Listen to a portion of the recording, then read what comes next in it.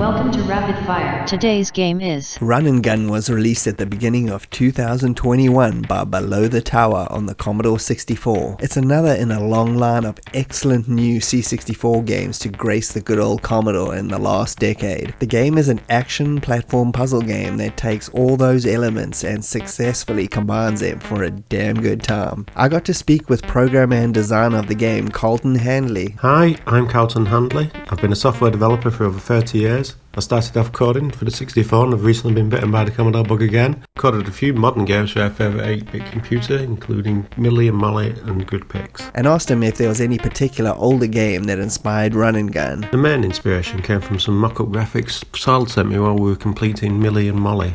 He wanted to know whether I'd be interested in developing something off the back of them. They look great, so I was definitely in. I don't think there's any one game which is influenced the direction the game has gone though, just stuff I've played in the past. So Mario is probably the main inspiration, but there's also bits of Metroid, Metal Slug and Contra. The story goes the two main characters, Runn and Gunn, get fused together in a military experiment gone awry. Now, as a player, you can switch between them on the fly, each with their own strengths and weaknesses, as you try to stop an alien threat on the planet Bantaya. Switching between these characters is key to success. Runn is fast and can double jump, but has a limited weapon range, and Gunn is slower with no double jump, but his gun's more powerful and shoots further. It's a mechanic used to great effect in Carleton's previous game, Millie and Molly, although in a different gameplay style. I asked Carleton if the two main character switch mechanic is something he loves seeing in games, as I feel it definitely makes gameplay more interesting.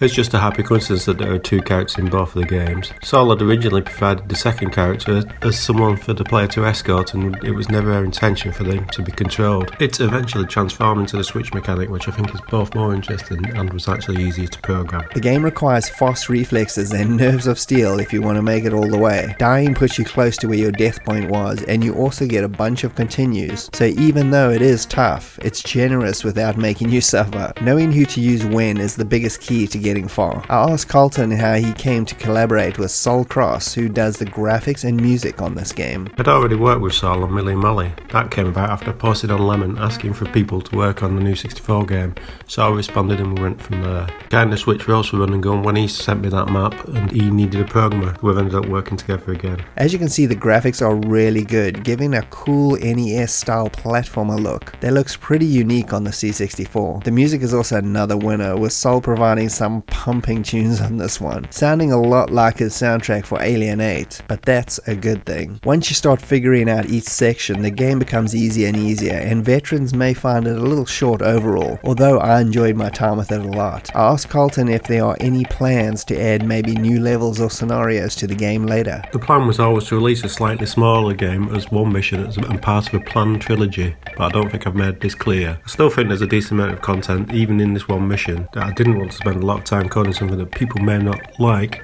and the sooner people played it and fed back the better.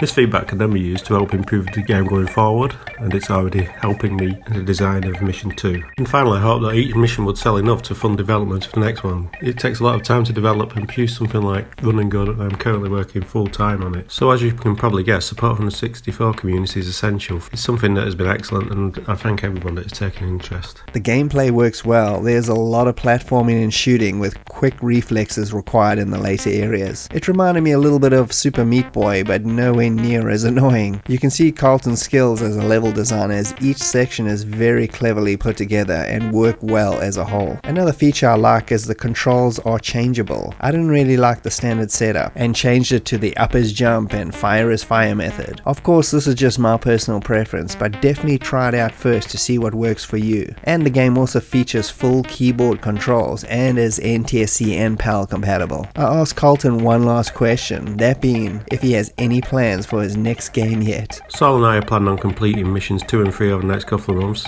I'd then really like to do something like the Game Boy Zelda game Link's Awakening. Obviously this is a huge undertaking, but Saul already has some graphics he's mocked up and he's thinking of something similar. And that's Runn N Gunn, a fast-paced shooting puzzle platform game that I thoroughly enjoyed. Check the video description for a link to purchase the game, and happy platforming.